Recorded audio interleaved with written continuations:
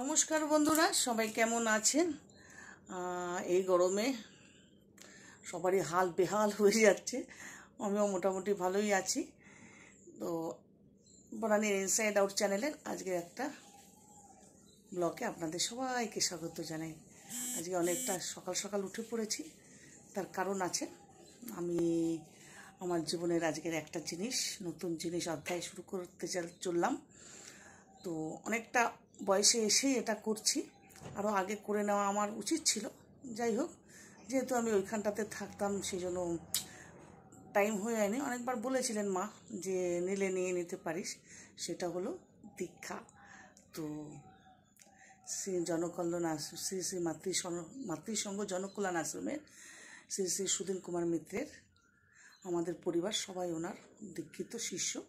তো উনি আমাদের গুরুদেব। তা আজকে আমার বদ্দির মেয়ে, তার বাচ্চা যাচ্ছে দীক্ষা নিতে, আর তার সাথে যাচ্ছি আমি। আর আমাদের কল্যাণী থেকে অনেকেই যাচ্ছে, আর আমি মধ্যমগ্রাম থেকে যাচ্ছি। তো 11:30টার মধ্যে পৌঁছতে হবে।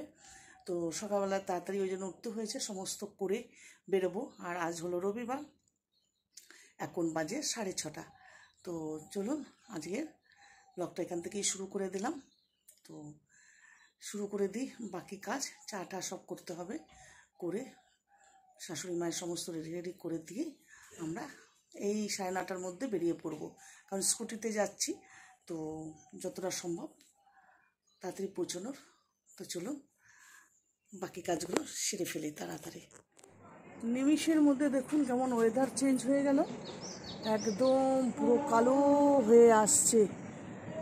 জানি না পারবো কি না যেতে, কি হবে জানি না। আজকে বৃষ্টি হওয়ার সম্ভাবনা ছিল গো।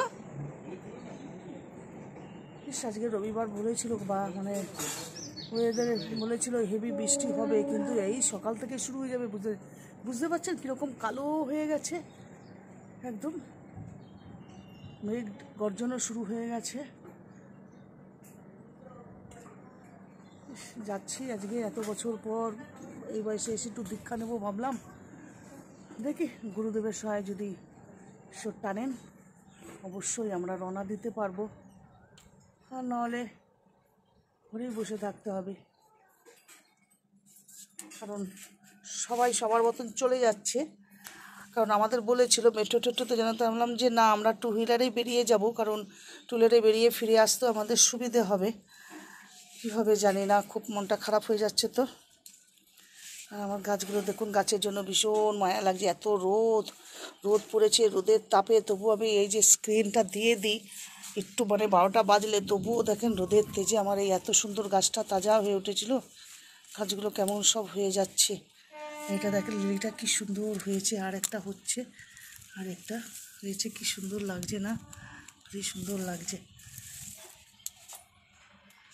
গাছগুলোর প্রতি ভীষণ মায়া হচ্ছে। এই যাওয়ার আগে আমাকে সমস্ত কল্যাণীতে রেখে আসতে হয়, এদের খুব অসুবিধা হয়। গাছ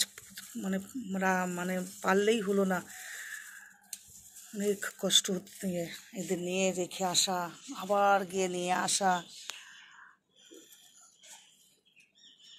যাক, চলুন দেখি কি করা যায়। দেখতে শুনতে পাচ্ছেন মেঘের গর্জন। আগে তাড়াতাড়ি কাজটা তো সেরে ফেলি, তারপর দেখা যায় কি হোক। তো পুজো পাঠ করতে বসে গেছে। আজকে হলো যে আমাদের শ্বশুরবাড়ির লোকেরা সব ওই বেলুড় মঠে থেকে দীক্ষিত হয়েছিলেন। তো ওই গুরুদেব দেহ রেখেছিলেন, তার আজকে 13 দিন পূর্ণ হলো। তাই বলেছিল যে আমাকে একটু ফল টল দিয়ে, ফুল দিয়ে একটু পুজো করার জন্য। তাই সেই সবই ব্যবস্থা করে পুজো টুজো সম্পূর্ণ করে তারপরে আমরা বেরিয়ে যাব। তাই জন্য একটু দেরি হচ্ছে। বাবাকে পুজো দিয়ে দিলাম, আমার ঘরের ঠাকুরদেরও সব পুজো আচ্ছা করে ফেললাম, দিয়ে এবারে ফটাফট রেডি হয়ে নেব। তো এখন আমরা চললাম, রেডি হয়ে গেছি পুরো। এটা কোন সেদিন যে আমি চৈত্র মাসের সিলের শাড়িটা দেখিয়েছিলাম, সেই শাড়িটাই পরে নিয়েছি। কেমন লাগছে বলুন, শাড়িটা অনেকটা বড় আর ব্লাউজ পিসে আসে। আর এই হারটা পরে নিলাম। আমরা দীঘায় বেড়াতে গিয়ে আমার ভাই এটা গিফট করেছিল, এতদিন পরিনি, তো এটা পরলাম, দেখলাম শাড়িটার সাথে ভালোই লাগছে। তো এবার বেরোচ্ছি, আমাদের 11:30 থেকে 12:15টার মধ্যে ঢুকে যেতে হবে। তো এখন 10টা বাজতে 10 বাকি। তো রেডি, কেমন লাগছে বলুন, সেই ব্যাগ, সেই শাড়ি। ভালো লাগলে অবশ্যই একটা লাইক কমেন্ট করবেন, আর কমেন্টে লিখবেন যে আমার শাড়িটা কেমন লাগছে। একদম ম্যাচিং সমস্ত কিছু আজ পরে নিয়েছি। তো চলুন সেখানে গিয়ে আবার দেখা করছি আপনাদের সাথে। তো ঠিকঠাক টাইমে আমরা পৌঁছে গেছি। জায়গা মতন কোনো অসুবিধাই হয়নি, রাস্তাতে আর একটু ফাঁকাও ছিল, তার জন্য আমরা 11টার মধ্যে পৌঁছে গেছি। তো উপর থেকে অলরেডি দিদির মেয়েরা ডাকাডাকি করছে, ওরা তার আগেও পৌঁছে গেছে। তো আমরা টোকেন নিয়ে বসে গেছি। এবার উপরে ডাক পড়েছে, যেহেতু গুরুমা এসে গেছেন। তো এবার আমরা উপরে যাচ্ছি দীক্ষা নেওয়ার জন্য। তারপরে দীক্ষা টিক্ষা নিয়ে তারপরে আমরা নিচে নেমে আসবো। তো এই জন্য ফুলের জন্য আমরা দাঁড়িয়ে আছি, ফুল দেবে, ফুল নিয়ে উপরে উঠে পড়বো, কারণ ফুল দিয়ে ওখানে একটু পুজো দিতে হয়, যার জন্য সব আমরা লাইনে দাঁড়িয়ে রয়েছি। তো ওখানে একদম মোবাইল অ্যালাউ নেই। হলো আপনাদের দীক্ষা নেওয়া কেমন লাগলো? দীক্ষা নিয়ে খুব ভালো লাগলো, মন শান্ত হলো। এবার দুবেলা করে দীক্ষা, বাসি বিছানায় ঘুম থেকে ওঠার সময় জপবেন, নামটা জপবেন। শুধু দীক্ষা নিয়ে নিলেই হবে না। এই যে আজকে যেটা পেলেন, কি পেয়েছেন দেখুন, অসাধ্য সাধন করতে পেরেছেন কিনা সেটা শিখে আসেননি। কি বলছিস? তো দীক্ষা কমপ্লিট আমাদের হয়ে গেছে। তো হওয়ার পর আমাদের একদম উপরে পাঠিয়ে দিয়েছিল, কারণ ওখানে খাবার দাবারের ব্যবস্থা ছিল। আর আমাদের সাথে যারা এসেছিলেন সমস্ত তাদের আগেই খাওয়া হয়ে গেছে। তো আমাদের যেহেতু দীক্ষা নিতে একটু দেরি হচ্ছিল দেখে, সেই জন্য স্পেশালি দীক্ষা দিতে আলাদাভাবে ব্যবস্থা করা হয়েছিল। তা উপর থেকে আমরা খাওয়া দাওয়া করে নিচে এসে একটু বসে রেস্ট নিলাম, নিয়ে এবারে বাড়ির দিকে আমরা সবাই রওনা দিলাম। দীক্ষা হয়ে গেল কমপ্লিট। এইবারে আমরা ভোগ খেয়েছি, খাওয়া দাওয়া করে এবার আমরা সবাই বাড়ি ফিরবো। মামরা তো গাড়ি নিয়ে এসছে, মামরা গাড়িতে ফিরে চলে যাবে। আর আমরা স্কুটি নিয়ে এসছি, এবার স্কুটিতে চলে যাব। এই যে এটা কি বদমাশি দীক্ষা নিতে গিয়ে। কেমন লাগলো রায় দীক্ষা নিয়ে? ভালো, কঙ্কাল দেখেছি। ও কঙ্কাল দেখেছে, ভালোই লাগলো। পেট ভরে একদম খেয়েছি, খাবারগুলো খুব সুস্বাদু ছিল, খুব ভালো ছিল, ভালো লাগলো। আর দীক্ষা নিতে গিয়ে সত্যি কথা বলতে একটু ভীষণ মনটা ভিতু লাগছিলো। যাই হোক ভালোই লেগেছে, কোনো অসুবিধা হয়নি, ভালোভাবে দীক্ষা নিয়েছি, পরিষ্কারভাবে উচ্চারণ ছিল, পরিষ্কারভাবে বুঝতে পেরেছি সব কথা। মাম কিছু বলবি মাম? না কিছু লাইক করবে, সাবস্ক্রাইব করবে। হ্যাঁ, আসলে অনেকক্ষণ ধরে বসে বসে পিঠে ব্যথা করছে। বনানি ইনসাইড আউট কে সাবস্ক্রাইব করবে, লাইক। বাচ্চা মেয়েটা কিছু বললো, এটা বলতে চায় না, একদম অসভ্য মেয়ে হয়ে গেছে। ঠিক আছে চলি, সব চলে যাচ্ছে এরা। এই যে জামাই, টাটা, চল টাটা।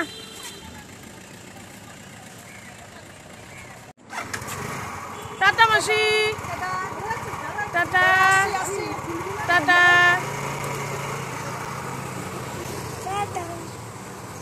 তো দিদিরাও বাড়ির দিকে রওনা দিল, তো আমরাও বাড়ির দিকে যাচ্ছি। তো মা ফ্লাইওভার ধরে আমরা বাড়ির দিকে রওনা দিচ্ছি। তো বেশ মনটা কিন্তু খুব ভালোই লাগছে, দীক্ষা নিলাম তো এত বছর পর, মনটা বেশ খুশি লাগছে। যাই হোক এবারে বাড়ির দিকে যাই। বাড়িতে যাওয়ার পর আপনাদের দেখাবো দীক্ষা নেওয়ার পর আমাকে ব্যাগের মধ্যে কী কী দিয়েছে, সমস্ত কিছু ডিটেলস আপনাদের সাথে আমি শেয়ার করব। বাড়িতে গিয়ে আবার আপনাদের সাথে দেখা হচ্ছে।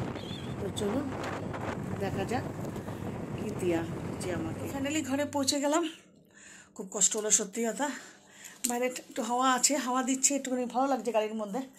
শাড়ি পরা তো এক সাইডভাবে বসা, আর মানে মা ব্রিজের উপর দিয়ে আসাটা, এক সাইডে পা দিয়ে বসাটা খুব রিক্সি বাবা। যাই হোক আমার জীবনের প্রথম অধ্যায়ের আজ আমি পা দিলাম, খুব ভালো লাগলো দীক্ষা নিয়ে। এবার একটা আমার টাইমিং, 2 টাইম আমাকে করব মন দিয়ে। আরও অনেক কিছু বলেছেন উনি, সেগুলি করার জন্য যথাযথ চেষ্টা করব। চলুন, আর আমাকে কি কি দিয়েছে আমি আপনাদের সাথে দেখাচ্ছি, দাঁড়ান। আমাদের গুরুদেবের বই পথের সাথী, এর মধ্যে সমস্ত মন্ত্র আছে। আর আদ্যা মায়ের ব্যাপারে, লক্ষ্মী পুজো, বীজ মন্ত্র, ধ্যান, পুষ্পাঞ্জলি মন্ত্র, শিবের প্রণাম মন্ত্র, এই সমস্ত কিছু এই বইটার মধ্যে আছে। যা যা দরকার সমস্ত এই বইটা দেখে করা যাবে। আর এটা হলো প্রার্থনার বই। একটা আমাদের গান আছে যেটা ভবসাগর তাড়ানো কারানো হে, সেটা লেখা রয়েছে এই বইটা। আর দিয়েছে হলো রুদ্রাক্ষরের একটা মালা, যেটাকে আমাকে এটা জপতে হবে, যেটা আমার ইষ্টমন্ত্র দিয়েছে সেই মন্ত্রটা এটা করে এটা জপতে হবে। আর বেরোনোর আগে একটা আমাকে মানে আমাদের গুরুদেবের শ্রী শ্রী সুদিন কুমার মিত্রের ফটো, এটা হলো আদ্দামা, এটা সবাই জানেন আদ্দামা, আর এটা হলো আমাদের গুরুদেব শ্রী শ্রী সুদিন কুমার মিত্র। এই দুটো ফটো আমাকে বাঁধিয়ে রাখতে হবে। বাঁধিয়ে আমাকে ঠাকুরের সিংহাসনে রেখে প্রত্যেক মঙ্গলবারে ওনার জন্মবার আদ্দামায়ের, তো আদ্দামায়ের নামে পিতলের একটা ঘট আমাকে পাততে হবে। আর বেরোনোর আগে মন্ত্র নেওয়ার পর একটা করে ফল সবার হাতে দিয়েছে।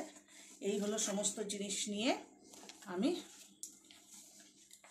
আসলাম। জীবনের একটা, সত্যি কথা বলতে, জীবনের একটা সুন্দর অধ্যায় শুরু হলো আমার জীবনের আজকে।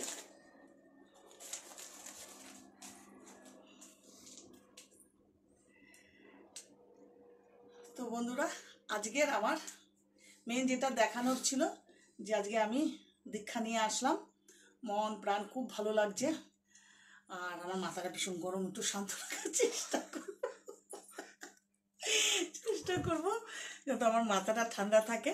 তো বন্ধুরা, সবার ভালো লাগলে অবশ্যই একটা লাইক, কমেন্ট আর সাবস্ক্রাইব করবেন। আর আমার চ্যানেলে নতুন বন্ধুরা যারা, তারা অবশ্যই একটা সাবস্ক্রাইব করে পাশে থাকা বেল আইকনটা ক্লিক করে দিলে আমার পুরনো থেকে নতুন সমস্ত ভিডিও আপনাদের কাছে নোটিফিকেশন যাবে। তো সবাই সুস্থ থাকবেন, ভালো থাকবেন, আবার ফের কালকে আপনাদের সাথে দেখা হবে। চলি, টাটা।